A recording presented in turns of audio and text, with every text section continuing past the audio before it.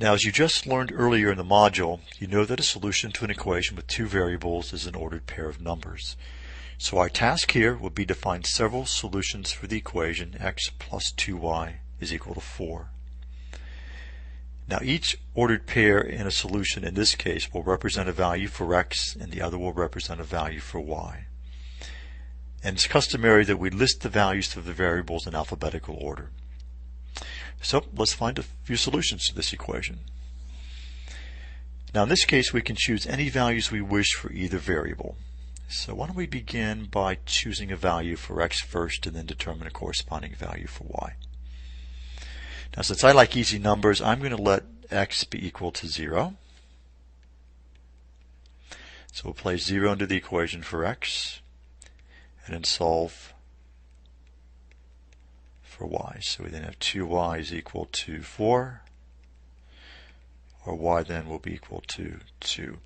So we'll place a 0 in the x column and a 2 then in the y column.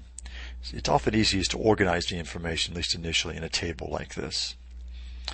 Now just for contrast, why don't we next choose a value for y first and then determine the corresponding value for x. So since again I like easy numbers, why don't we let y be equal to 0. So we'll substitute that into the equation. So we'll then have x plus 0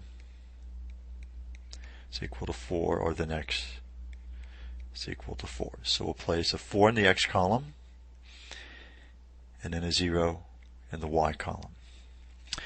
Now what do you think? Is it easier to choose a value for x first or value for y first? Probably you agree with me, it's easier to choose a value for y first because that will give us then immediately the value for x, whereas the other way around just involves a little bit more work. So for another solution, why don't we choose a value for y? And again, since I like easy numbers, why don't we let y be equal to 1, which is a nice number to work with. So we'll substitute that in the equation for y. So we then x plus 2 is equal to 4, or then x is equal to 2.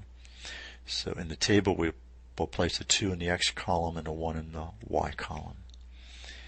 Now if we want to officially list these values as ordered pairs, we would next then write 0, 2, 4, 0,